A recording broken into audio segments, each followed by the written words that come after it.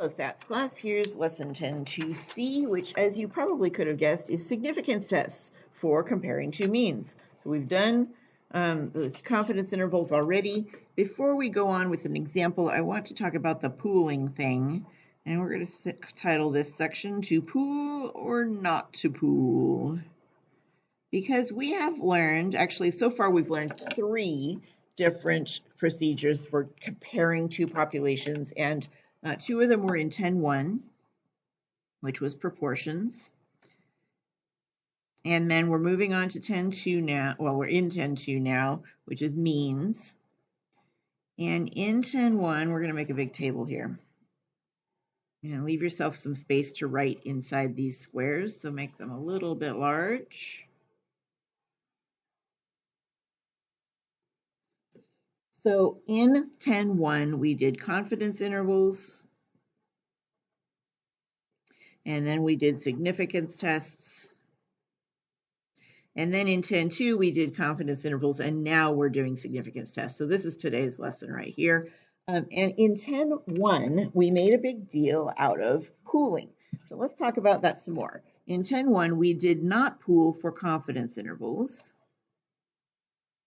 And I hope you remember why. The reason is that we don't have any assumptions about things being equal to each other.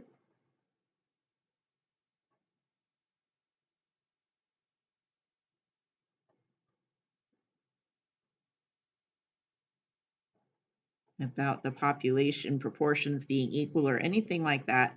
We just don't know whether they're the same or not. So assumptions in this case means hypotheses. We have no hypotheses for a significance test. And because of that, we don't try to pool our 2 samples. We leave them separate and we do our standard error with the separate proportions, P1 hat and P2 hat separately. So for significance tests, we all of a sudden started pooling. And pooling was happened because we do now have assumptions.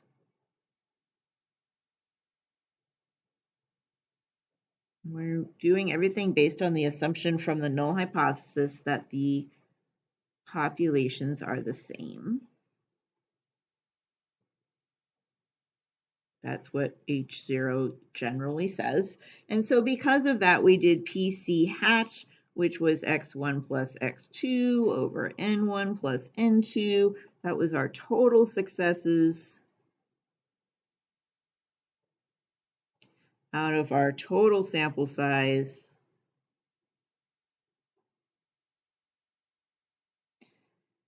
And that was based on our null hypothesis that they're both the same anyway. So maybe I should write that. The null hypothesis is that P1 equals P2, so you might as well just group them together. The calculator shortcut does this pooling for us automatically, which is kind of nice. So if you're using the calculator shortcut, it just does it. If you were not using the calculator shortcut, you had to do it yourself. So you might have noticed that when you're doing on the calculator, I should finish writing this first. When you're doing the calculator shortcut, which is a 2 proportion z interval or a 2 proportion z test, it doesn't even ask you if you're going to pool or not. It just does it. So there's no choice here. It's going to pool for you. It's just if you're doing it by hand, you have to remember to pool. Over here on means, the calculator all of a sudden starts asking you, do you want to pool or not? And we said no here for the same reason that we had over there. Is because we have no assumptions.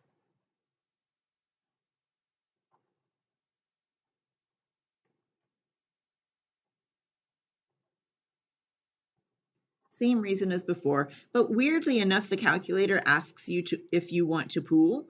And that's because in advanced statistics, if you take more statistics in college, they sometimes do pool. In fact, all the online calculators I could find that would do this did it with pooling because that's common in college. So in advanced statistics, little sidetrack, you pool if you know the standard deviations are the same. If sigma 1 happens to equal sigma 2, we usually don't know that. But when I did graduate school statistics, they asked us to do a whole separate significance test to determine if this was true. Yes, there's a significance test for a difference of 2 standard deviations. And if it turned out to be not reject, then we would pool. And that was kind of crazy. You don't have to learn that test.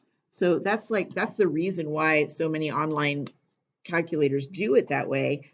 But we're not doing that this year. That's beyond the AP Stats curriculum. So you don't have to worry about it. Don't pool if the calculator asks you. And for the same reason as this, we're not going to pool in this situation either. Don't pool. This time it's not because we don't have any assumptions. We do have an assumption. We have a hypothesis that says the 2 means are equal, but it doesn't say anything about standard deviations. So we're going to say don't pool because this is the one that we're doing today. Well, that because really didn't turn out looking good. Sorry.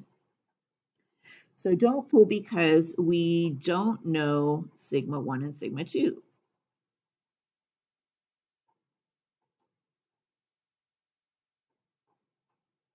So it's the same reason for both of these, that we are not going to do this advanced test that we're just not going to learn this year. We don't know if they're equal or not. We do have an assumption about the means, but not about the standard deviations.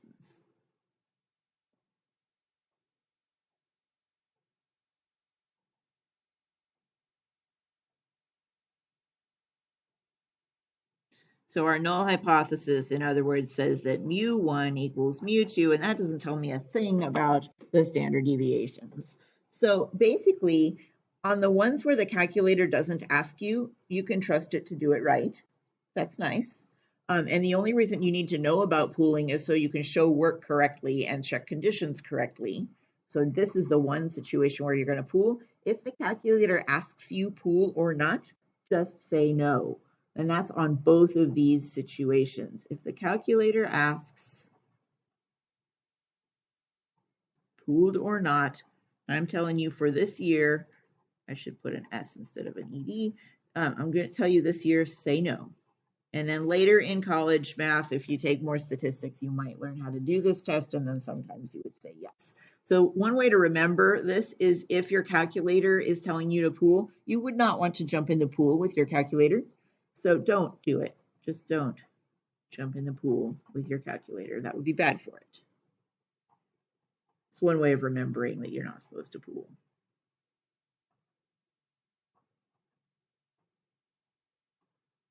So that's a silly way, but it's fun. So that's the summary. There are 4 situations where you might want to pool. We're not going to do it in 3 of the situations. The 4th one is significance test for proportions. That is the only time we're going to pool. And we're going to pool both for the condition check and for the calculations as we talked about before.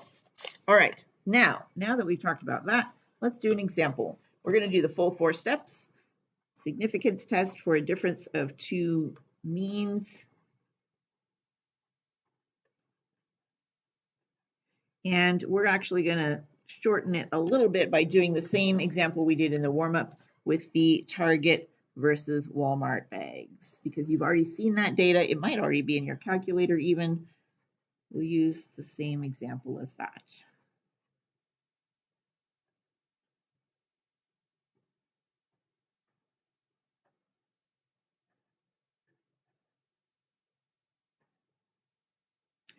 Continued, because in the warm-up I had you do the confidence interval for this. But now we're going to do the hypothesis test. We're going to skip some things that we already did in the warm-up. So step 1, state. Reminder that we're going to state now our hypotheses, and we're going to define our parameters, and we're going to say what our significance level is. So our null hypothesis, just like with proportions, our null hypothesis is always going to, or almost always going to be that the 2 means are equal. I'm going to call them mu t and mu w for Target and Walmart. It makes it really obvious which one is which. You could also write it this way as a mu t minus mu w equals 0. Both are correct. And basically the null is dull. The null says there is no difference in mean bag strength.